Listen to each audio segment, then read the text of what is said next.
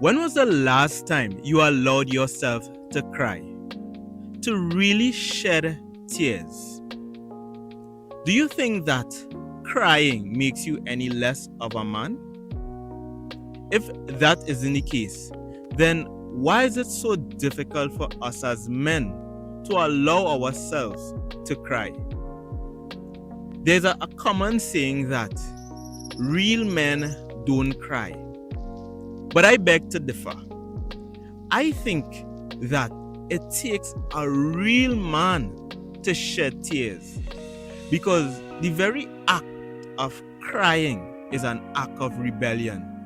Rebellion against the conformity of society that says men aren't supposed to cry. And this is something that has been programmed into our psyche since we were little boys, that boys are not to cry. If you fall, get up, dust it off, and go on. Because if you cry, then you would be seen or perceived as being weak.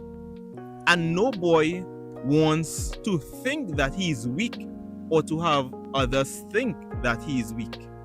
So we become men and we maintain that mindset that if we were to cry, we would be seen as weak by society.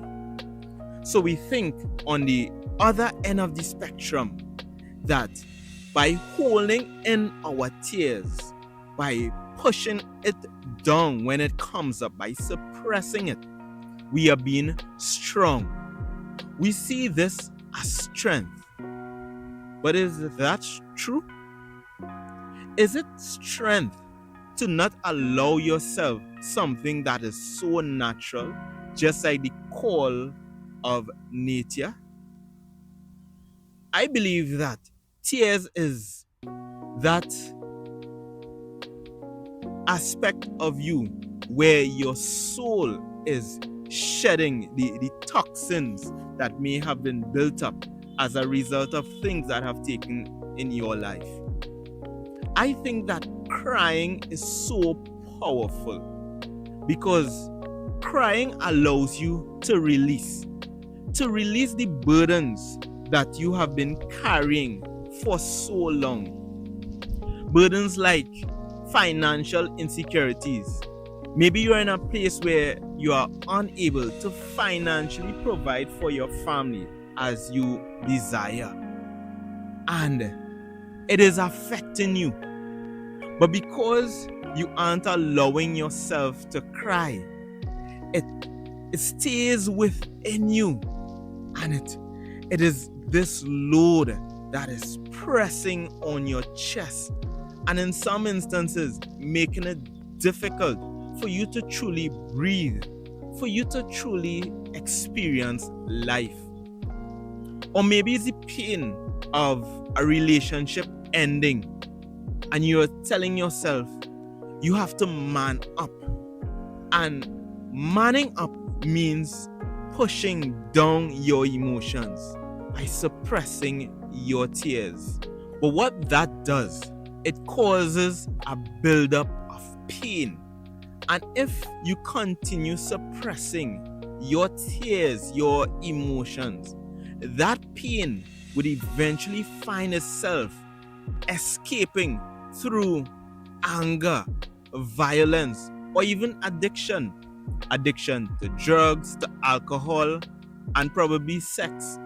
These are the issues that we encounter when, as men, we try to suppress that aspect of ourselves, that natural ability to shed tears, to cleanse our souls.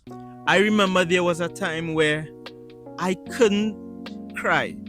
I just couldn't allow myself to shed a tear.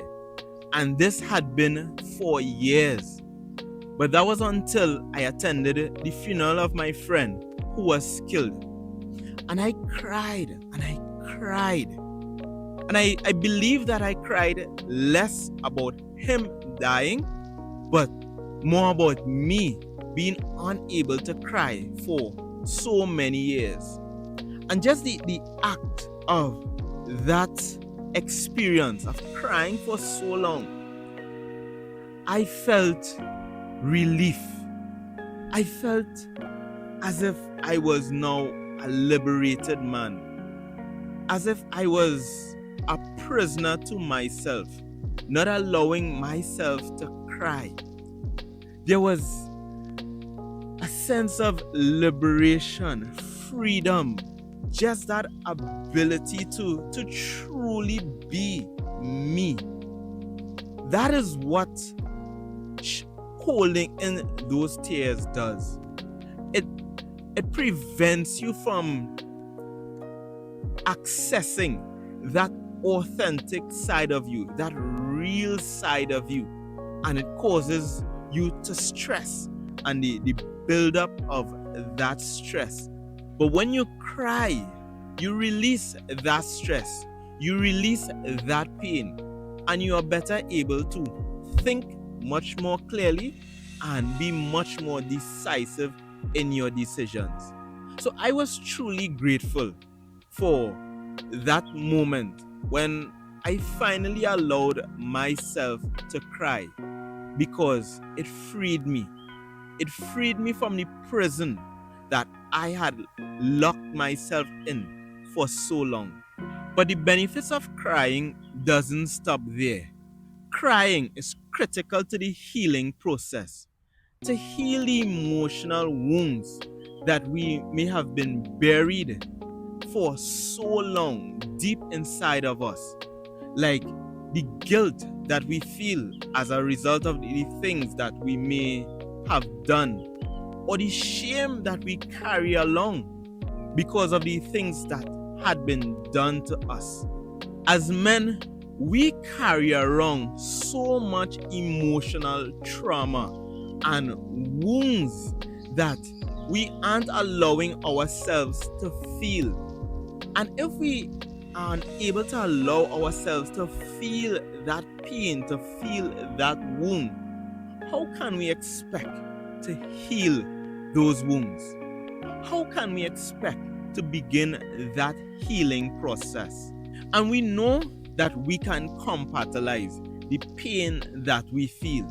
We know that we can compartmentalize our emotions.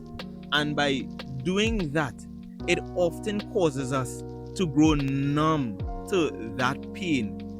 That pain may be nagging, but we set it aside, not realizing the damage that we are doing to ourselves. We are creating a barrier between us and others. We are becoming emotionally closed off to our partner and our children who needs us the most, and even our friends, our relatives. We become numb. But in allowing yourself to cry, you connect. You are able to rebuild that connection. You are able to begin that healing process, to heal those wounds, the wounds that you have carried for so long. When my mother died, for me, it was the most difficult experience that I had ever had. I cried for months after my mother passed away. I did not cry in the company of others, but anytime I found that space where I was alone, I allowed myself to cry. I may go on a run and then I may just stop and I would break down in tears. And this continued for months until I reached a point where I felt healed. Maybe not totally, but that healing process had been taking place. And I came to a place where I was much more able to accept my mother's passing. And that is what we miss out as men.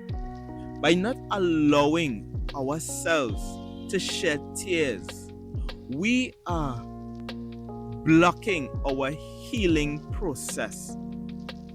We are stopping that natural process that ought to take place when we experience something that is emotionally injuring to our soul, to our spirit, to our body. We are putting an obstacle to our healing process. And what you aren't allowing yourself to feel, you won't be able to heal. So, brother, give yourself that opportunity to release, to set yourself free, and to begin that healing process. Allow yourself to shed tears. It doesn't have to be for everyone to see, but find that space where you are alone and allow yourself to cry. It does not make you any less of a man. It does not make you weak. But by allowing yourself to cry, you are building strength. You are rebelling against the conformity of society that told you that boys aren't allowed to cry. And now you have become a man and you are not allowing yourself to cry. It is time for us to remove that programming that has been installed into us that tells us crying as a man is a sign of weakness. And we need to replace it with this new programming that there's power, that there's strength, that there's virtue in a man who can allow himself to cry. So here is my challenge to you. If you have cried recently, or you can remember when was the last time you cried and it was recent, then I honor that.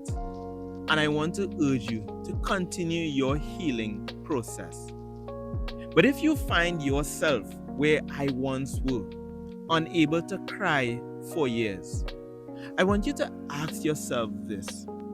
What is it that you have buried so deep inside that you are afraid to allow yourself to feel? That you are afraid to allow yourself to heal? I want to urge you to find that space, to find a place where you can allow yourself to cry. Because unprocessed pain will eventually, it runs your life and it will eventually ruin your life. So my brother, find that place and shed those tears. Begin that healing process. Release yourself from that bondage that you have placed yourself within.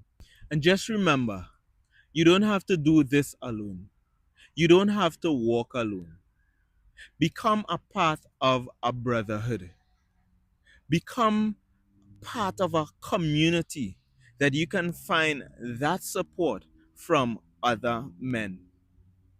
We are building a community here, Mission Driven Man. If you find this information valuable and it resonates with your soul, I want to ask you to subscribe and become a part of this growing community. Let us as men address the things that are affecting us, the things that we turn a blind eye to, but remains right there like a thorn in our souls. And let us begin that process to be the great men that we ought to be. I hope that you find value in this. If you do, check out this next video here, and I'll see you in the next one. Peace, brother.